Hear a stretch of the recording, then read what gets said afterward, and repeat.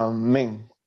Esta noche vamos a ver, como ya les decía, acerca de los evangelios.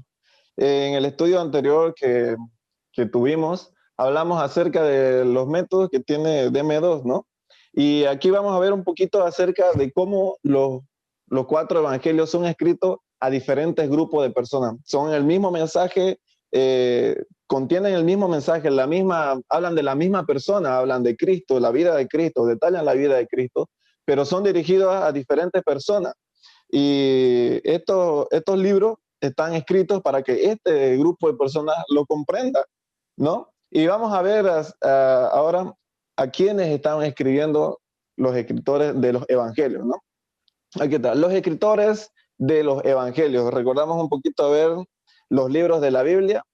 Los evangelios, los cuatro evangelios son Mateo, Marcos, Lucas y Juan. Vamos a hablar un poquito acerca de estos libros. Ok, la introducción. Aunque solo hay un evangelio, o sea, solo hay un mensaje de salvación, hermanos, solo hay un solo mensaje. El Nuevo Testamento contiene 4 relatos de la vida de Cristo llamados los evangelios. Como ya le decía, son 4 libros que tratan de la vida de Cristo, pero solamente hay un mensaje, ¿no? Tienen el mismo mensaje. Ahora, estos 4 hombres informaron sobre la misma vida de Cristo, pero cada uno hizo hincapié en diferentes eventos y doctrinas. Por ejemplo, Mateo escribió con una mentalidad judía.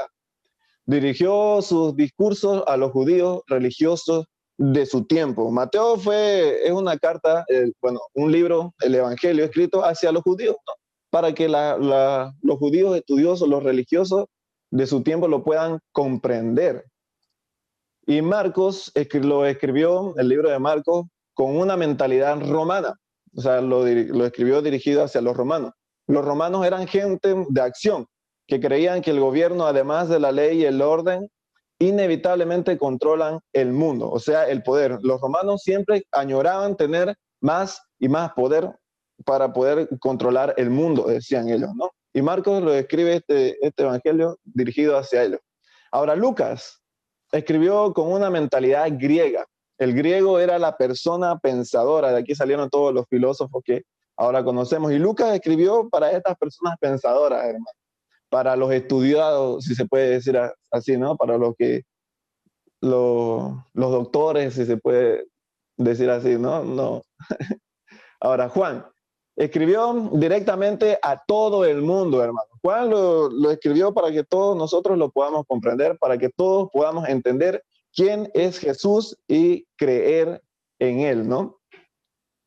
Ahora, cada evangelista adaptó su relato de la vida de Cristo a su audiencia específica. Cada evangelista trató de explicar bien para que este grupo al que este escritor estaba escribiendo lo pueda entender claramente. Por ejemplo, un doctor, un médico en medicina, obviamente, ¿no? No me va a explicar a mí que yo no sé nada de todo eso, me va a decir, mira, no sé, yo qué sé, digamos, cómo habla un médico. No me va a venir a hablar a él con sus términos de médico, ¿no? Sino me va a explicar de una manera que yo lo pueda entender. Para, para entender, digamos, si es que yo fui a una consulta, él me explica qué es lo que yo tengo.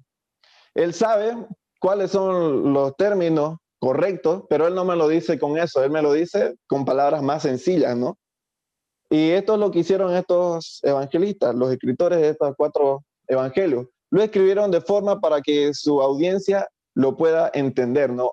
Fue dirigido a una audiencia específica. Mateo demostró que el hombre religioso necesita al Mesías y no a la religión. Mateo, recordamos un poquito, le escribió a los judíos religiosos, ¿no? Y los judíos eran muy, muy legalistas, si se puede decir así. Y ellos estaban siempre enfocados en su religión. Pero Mateo demostró o le quiso enseñar a estos judíos, a estas personas, que necesitaban al Mesías y no a una religión. Marcos mostró que el hombre de poder necesita un salvador que tiene el poder para salvarlo. Recordamos un poquito, Marcos le escribió a los romanos y Marcos le escribe este evangelio para que ellos puedan entender que solamente Cristo tiene el poder para poder salvarlos a ellos. Ahora, Lucas informó al hombre pensador, a los estudiosos, que solo una persona podría satisfacer todas sus necesidades mentales y espirituales. Sabemos que estos filósofos siempre estaban buscando ellos alimentar su espíritu de cierta manera, ¿no? Pero Lucas les da aquí que solamente Cristo puede satisfacer todas sus necesidades espirituales que ellos están tratando de buscar por sus propios méritos. Juan mostró que todos los hombres en todo lugar necesitan conocer y creer en el Salvador, hermano. Ahora, los evangelios de Mateo, Marcos y Lucas son llamados los evangelios sinópticos. Estos tres libros son llamados los evangelios sinópticos. ¿Por qué? Los evangelios sinópticos cubren la misma información. En Mateo, Marcos y Lucas se encuentra casi la misma información acerca de la vida de Cristo, aunque cada uno, tanto Mateo como Marcos y Lucas, tenían propósitos distintos. Los tres tenían puntos de vista similares sobre los hechos que rodeaban la vida de Cristo. Hemos visto que tanto Mateo lo dirigía hacia los judíos, Marcos a los romanos y Lucas a los griegos, pero todos tenían puntos de vista similares a los hechos que rodeaban la vida de Cristo. Ahora, el Evangelio de Juan es único en su presentación, hermano. La información en su evangelio es aproximadamente 90% diferente con respecto a los evangelios sinópticos. Es como otro punto de vista todavía muy aparte, porque es tan diferente a estos tres primeros libros que parece otro evangelio, ¿no? Un evangelio totalmente distinto a los sinópticos. Ahora empecemos a verlo un pantallazo, así rapidito, a los cuatro evangelios. Mateo escribió para mostrar a judíos incrédulos que Jesús era el Mesías prometido y para motivar a los creyentes judíos. Los judíos, hermanos, conocemos la historia que ellos no creían que Jesús era el Mesías enviado por Dios, ¿no? Pero Mateo escribió este evangelio para que ellos puedan entender que él realmente era el Mesías prometido por Dios y también para motivar a todos los creyentes judíos que estaban siendo perseguidos por su misma gente, ¿no? Por los mismos judíos incrédulos. Ahora, las características del Evangelio de Mateo. Mateo destacó el ministerio de enseñanza de Jesús. Citó las secciones más largas de los discursos de Jesús, sus enseñanzas. Como está dirigido hacia los judíos religiosos, y estos judíos religiosos siempre estaban tratando de encontrar algo que Jesús enseñaba mal, ¿no ves? Siempre estaban ahí detrás de él, de todo lo que él hacía. Entonces Mateo le escribió todas las enseñanzas que Jesús dio, todos los discursos más largos que Jesús tuvo aquí en la tierra. Ahora, en lugar de seguir estrictamente el flujo histórico, o sea, en el orden cronológico de la vida de Jesús, Mateo también organizó su material por temas. Vamos a ver un poco la estructura del libro de Mateo. Del capítulo 1 al 4 está por orden cronológico, pero ahora los capítulos del 5 al 13 están ordenados temáticamente. Y de nuevo, volvemos al orden cronológico en los capítulos 14 hasta el 28. Debido a su audiencia judía, Mateo incluye la mayor cantidad de citas del Antiguo Testamento. Como ya les decía, está dirigido hacia los judíos religiosos, y los judíos siempre estaban volviendo a la ley de Moisés, ¿no? Al Antiguo Testamento, a todo lo que pasó en el Antiguo Testamento, porque ellos se lo tenían que conocer de memoria, ¿no?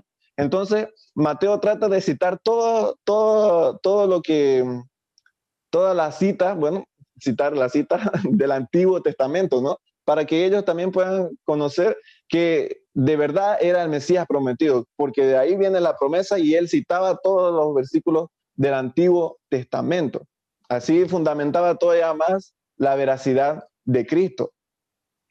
Mateo incluye muchas referencias a los gentiles que respondieron al mensaje del Mesías, animando así a los judíos a responder a Jesús de igual manera, hermano. Mateo escribe acerca de gente gentil, hermano, que creyeron en Jesús para que también los judíos puedan animarse a creer, porque los judíos tenían a los gentiles como perros, como cualquier otra persona, ¿no? Porque los judíos se creían los más los meros meros, si se puede decir así, de todas las razas. Entonces, aquí Mateo incluye a personas gentiles que creyeron en Cristo para que los judíos también puedan animarse a creer en Jesús. En Mateo capítulo 2 del 1 al 12 nos habla acerca de los magos del oriente, ¿no? Lo que ahorita estamos en Navidad, los Reyes Magos, ¿no? Que no sabemos si eran tres los regalos que llevaron, pero no sabemos cuántos eran los reyes, ¿no? Lo cita esto, estos hombres no eran judíos, sino eran del oriente. El centurión en Mateo 8, de versículos 5 al 13, el centurión era un soldado romano, obviamente, el centurión, que Jesús le sana a su siervo, ¿no? Y la mujer cananea en el capítulo 15, del versículo 22 al 28, esta mujer que tenía a su hija que estaba endemoniada, ¿no? Y Jesús la sana con la palabra. Y la gran comisión también tenemos, hermanos, al final del libro, en capítulo 28, versículo 19. Ahora, Mateo se enfocó en presentar al Mesías como rey. Recordemos esta parte, hermanos. Mateo trató de presentar al Mesías como rey. ¿Por qué? Estaba dirigido a los judíos, como ya dijimos, y los judíos estaban esperando un rey, ¿no? El rey prometido que los salve de los romanos. Y entonces Mateo trata de presentar a Cristo, a nuestro Señor Jesús, como un rey para los judíos. Ahora vamos a ver el Evangelio de Marcos. Marcos, el autor fue probablemente Juan Marcos, que nos es mencionado en Hechos 12:12, el hijo de María. Vamos a leer este texto, Hechos capítulo 12, versículo 12, para que conozcamos un poquito de quién probablemente fue el escritor de este evangelio. Aquí está, y habiendo considerado esto, llegó a casa de María, la madre de Juan, el que tenía por sobrenombre Marcos, donde muchos estaban reunidos orando. Es probable que haya sido este Juan Marcos, hermano. El Evangelio de Marcos es a menudo llamado el Evangelio de Pedro. Muchos eruditos creen que Marcos obtuvo su información del apóstol Pedro, ya que parece reflejar su perspectiva y contiene información que solo Pedro podía saber. Parece que su fuente de información de Marcos para escribir este evangelio fue Pedro, ¿no? Porque habla mucho acerca de la perspectiva que tuvo Pedro y de cosas que solamente Pedro podía haber sabido. María es la madre de Marcos, como ya lo leímos aquí. Fue una mujer rica y cristiana prominente en la iglesia de Jerusalén. Su casa fue uno de los lugares de reunión de la iglesia, hermano. María fue, bueno, hay varias Marías en el Nuevo Testamento, ¿no? María se llamaba la madre de Marcos, pero aparentemente visitaba esta casa a menudo debido a que la criada le reconoció su voz en la puerta. Ahí en el mismo capítulo de Hechos 12 es cuando Pedro es liberado de la cárcel, ¿no? Le va y toca a la puerta y la criada va a recibirlo, ¿no? Entonces ella puede reconocer la voz de Pedro y en vez de abrirle va y le cuenta a los demás, ¿no? Es Pedro el que está allá afuera y todos, no, sí, él está en la cárcel. Ya conocemos esa historia. Pero parece que visitaba esta casa bastante, ¿no? Y claro, obviamente con lo que escribió, sabemos que tiene muchas perspectivas del lado de Pedro. Voy a mover esto aquí, me está lado. Marcos acompañó a Pablo y a Bernabé, su tío, en el primer viaje misionero de Pablo también. Ahora, las características del Evangelio de Marcos. Marcos escribió un evangelio de acción. Marcos escribió este evangelio de acción a una persona de acción, o sea, al romano. Este evangelio de acción es gráfico y descriptivo, es como para que el romano esté atento, ¿no? Para que él no se desvíe. Sabemos que los romanos siempre estaban en guerra, ¿no? Si se puede decir así, eran soldados. Este evangelio de acción contiene solo 2 de los sermones de Cristo. Ahora, sabemos que Mateo trató de escribir los sermones más largos, los discursos más largos que tuvo Jesús, pero Marcos solamente escribió 2 de los sermones de Cristo. O sea, es un evangelio de acción dirigido hacia los romanos. Marcos raramente cita el Antiguo Testamento porque la mayoría de los romanos no estaban familiarizados con él. Es como les decía, ¿no? ¿Por qué le voy a hablar de algo que ni siquiera me va a entender? Por eso Marcos trataba de evitar escribir referencias al Antiguo Testamento, porque sabía que los romanos no le iban a entender las referencias que él estaba tomando. Marcos explica las costumbres judías, lo que indica que él escribió el Evangelio a los extranjeros que no estaban familiarizados con la vida judía. Como ellos no conocían las costumbres judías, entonces Marcos trataba de explicar en su libro las costumbres judías. Marcos usa el lenguaje de la calle, porque él escribió para el hombre común, hermano. Marcos nos hablaba así como que de barrio, si se puede decir. Marcos utiliza estructuras rotas en sus frases, expresiones coloquiales y expresiones adicionales que pueden representar el estilo de enseñanza de Pedro. Parece que paraba siempre con Pedro este Marcos, ¿no? Y que se vio fuertemente influenciado por él. Él utilizó el término de enlace, kai, que significa y, 1331 veces enfatizando una acción seguida de otra, un evangelio de acción, y lo unía con y, ¿no?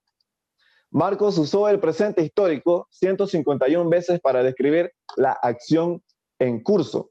Su uso frecuente del pretérito imperfecto ilustró imágenes en vivo de la acción.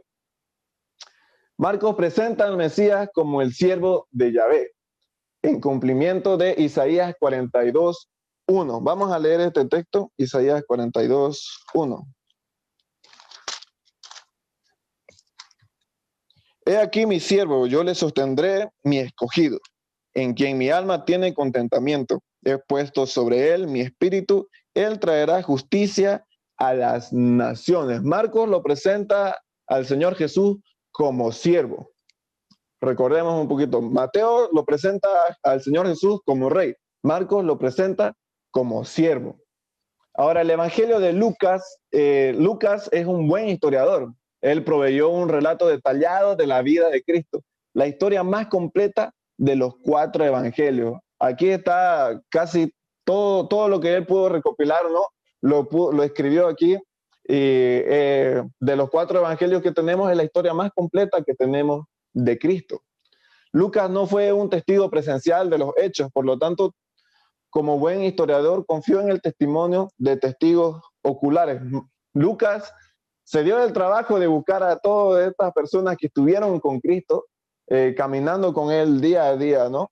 Y preguntándoles que le cuenten, conocer la historia de Cristo, y él fue escribiendo todo eso y confiando en los testigos presenciales que estuvieron con Cristo, ¿no? Lucas también usó relatos escritos disponibles en aquel momento. Vamos a leer Lucas 1:1.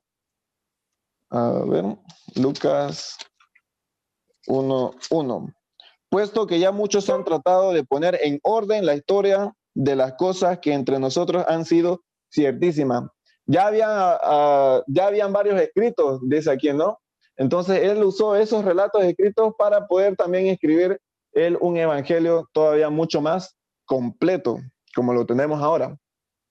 Ahora, ¿por qué Lucas deseó crear un relato exacto y completo de la vida de Cristo?